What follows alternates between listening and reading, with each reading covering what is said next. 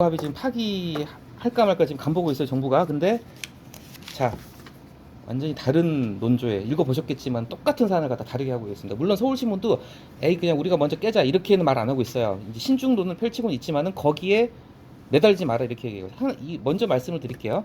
뭐 경향신문이야 뭐 잘 아시는 대표적인 이제 진보 언론입니다. 진보 매체입니다. 남북 관계 중시하고요. 평화를 중요시하는 매체입니다. 자, 서울신문이 재밌는 게요. 이 서울신문이 진짜로 메뚜기예요. 널뛰기 논조로 바뀝니다. 서울신문이 참고로 대한민국에서 가장 오래된 신문이에요. 대한매일신보, 우리 역사 공부할 때 나왔던 대한매일신보가 여기까지 온 겁니다, 지금. 가장 오래된 신문이고요. 재밌는 게 서울신문은 최대 주주가 어딘 줄 아세요? 기획재정부예요. 30% 주식을 가지고 있어요. 그래서 옛날에는요, 공무원 시험 지금 인터넷 시대니까 누가 신문 공고 보지 않잖아요. 인터넷 다 나오잖아요. 근데 제 기억에 한 90년대 중반까지만 해도요, 뭐 사법시험, 행정고시, 7급 시험, 9급 시험 공고를 갖다가 서울신문에 냈어요, 당시에. 그러니까 서울신문은 전통적으로 약간 관보 느낌이 강했어요. 그래서 서울신문 보고, 아, 올해 시험 날짜가 언제구나, 언제 어디 가서 접수해야 되는 거, 그걸 알았던 시절이 있었거든요. 예, 기재부가 30% 지분을 가지고 있고, 그래서 서울신문은 정권에 따라 좀 바뀌어요. 진보 정권이 들어서면은 거기에 입맛을 맞추고, 보수 정권이 들어서면은 그래서 널뛰기인데, 이 서울신문이 좀 특이한 게 제가 오늘 한번 좀 찾아봤어요.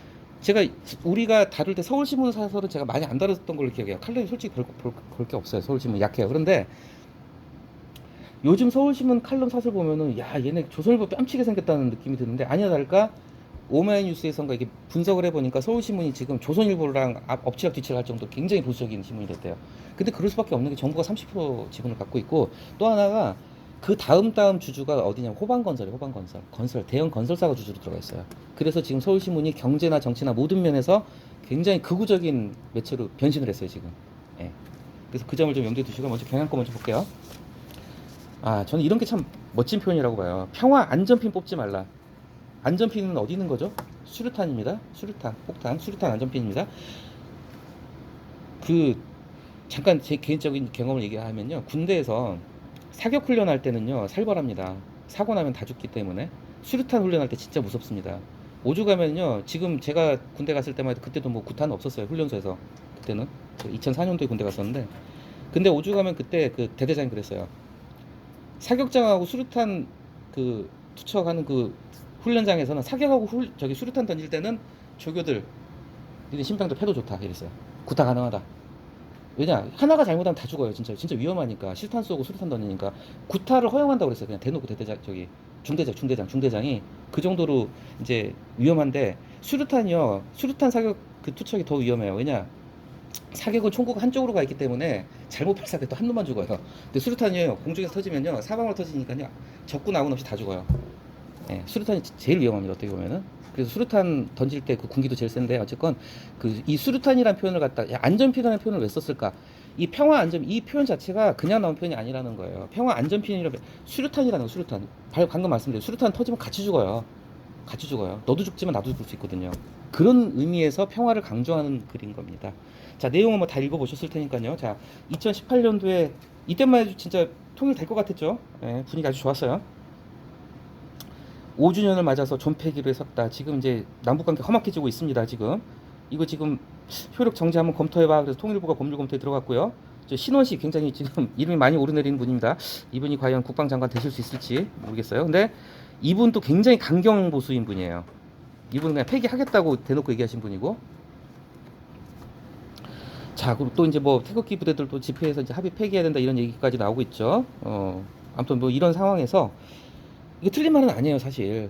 이미 지금 9.19 합의는 휴지 조각이 된 거나 마찬가지여서 이거 지금 안 지켜지고 있어요, 지금. 하지만 역시 나오죠. 그러나 지금 휴지 조각이 다 돼버린 이 9.19 합의지만 그래도 간과해서는 안 된다. 지금 한란이 다 끊긴 상태예요, 지금. 한란이, 그전에는 있던 한란이 다 끊겼습니다. 지금 완전히 단절된 상태인데, 그나마 이게 최소한의 안전판이라는 거죠. 최소한의 안전판 역할을 해오고 있다는 건데, 이것마저 없으면 안 된다. 그쵸? 자, 이 글이 진짜 재밌는 게요, 이 글하고 이 다음 글 똑같은 숫자가 등장합니다. 17이라는 숫자. 근데 이 17이라는 숫자를 갖다 다르게 써먹고 있어요. 아시죠? 경향사설에서는요, 이 17건을 갖다가 과거의 사례랑 비교를 했어요. 예, 같이 들으세요. 자, 두 번째 단락에서, 자, 간단하게 요약을 할게요. 자, 어쨌건 남북 관계가 이렇게 험악한데, 이럴수록 휴지 조각이 된, 있으나 마나하게 됐지만 9.19 합의는 폐기하면 안 된다는 글이에요.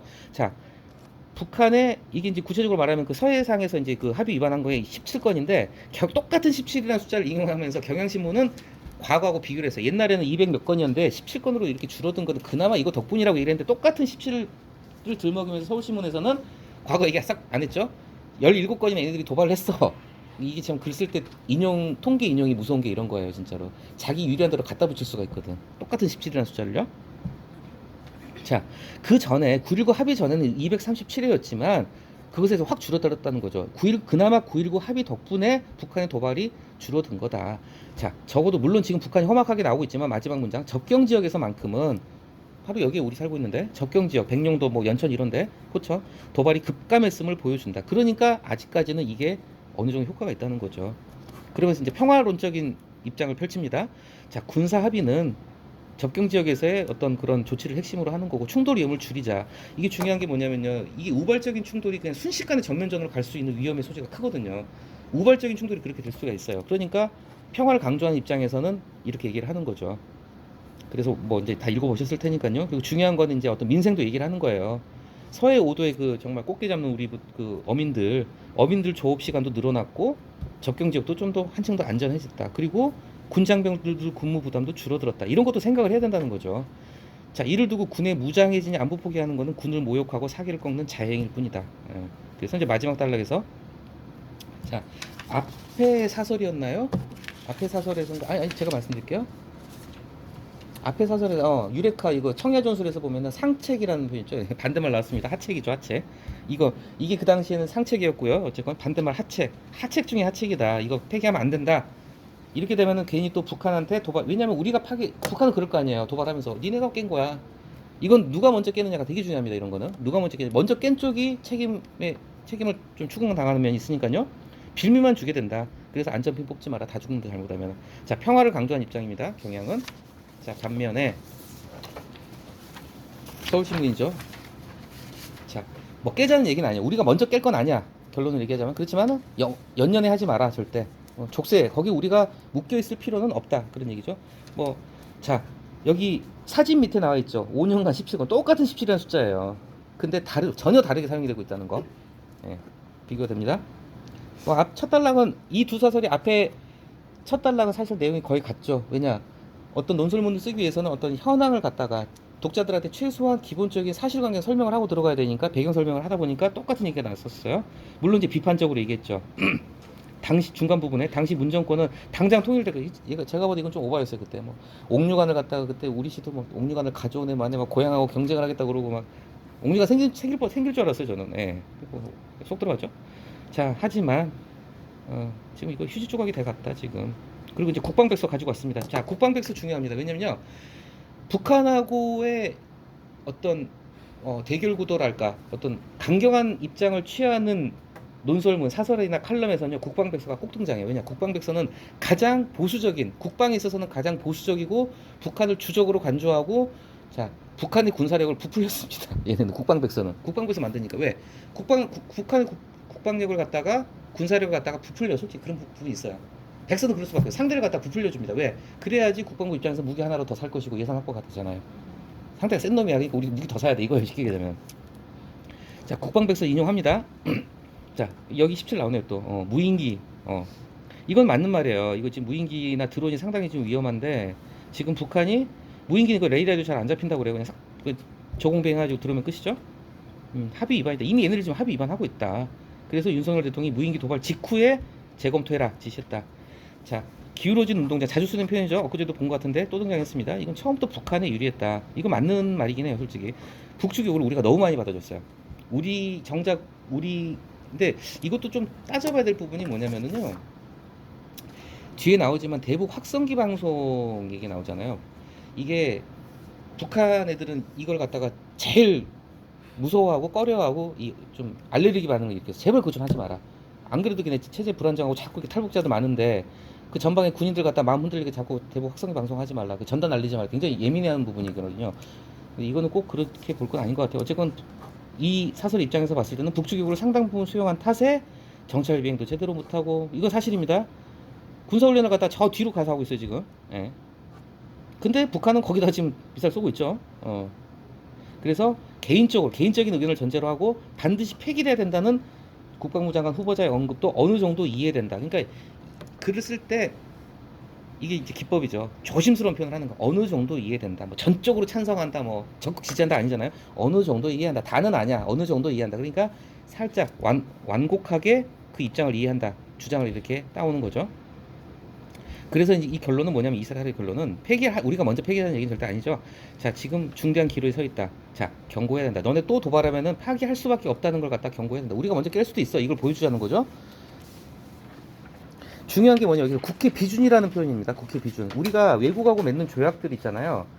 조약들 중에서 중요한 건요, 국회 동의 있어야 돼요. 그러니까 법하고 똑같습니다. 외국하고 조약을 맺을 때 그거 그냥 되는 거 아니에요. 대통령이 사인한다고, 총리가 사인한다고 되는 게 아니라 국회에서 비준이라는 표현을 쓰는데 쉽게 해서 국회에서 승인을 해줘야 돼요.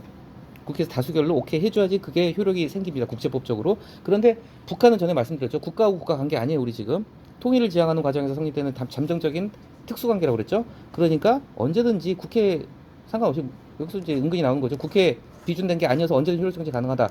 비록 민주당이 다수당 잡고 있지만 그거랑 상관없이 깰 수 있다는 거죠. 합의 파괴되면 솔직히 저쪽이 더 아쉬워할 거다. 바로 뭐냐, 바로 나오죠. 김정은이 가장 싫어하는 대북 확성기 방송 재개가 가능하다. 근데 이제 여기서도 조금 조심스럽게 물러섭니다. 다만 우리가 먼저 합의를 파기하는 거는 마지막 방법이라는 거죠. 우리가 먼저 파기하게 되면은 저쪽에 핑계거리나 빌미를 주는 가능성이 있으니까요. 그리고 이 사설도 결국 인정하는 거예요. 그 합의를 통해서 앞에 나왔던 경향신문 얘기 똑같은 거예요. 북방 한계선, 백령도 그쪽이죠. 지금 꽃게잡이 잘하고 있잖아요. 그 덕분에. 그 완화한 긍정적인 측면도 있다. 근데 어쨌건 간에 좀 우리가 강한 면도 좀 보여줘야 된다. 만약에 꼭 합의해야 된다 그러면 국민적인 공감대 확산을 해서 국민 여론을 조성해야 될 것이다. 이제 똑같은 사안에서, 그러니까 이런 게 참 좋은 글인 것 같아요. 똑같은 사안에 대해서 둘 다 사설인데 정반대의 시각을 보여주는 거. 그러니까 이거는 또 재밌는 게 저는 좀 웃었어요. 혼자 17이라는 숫자 보고, 야, 이걸 갖다 이렇게 각자 써먹는구나.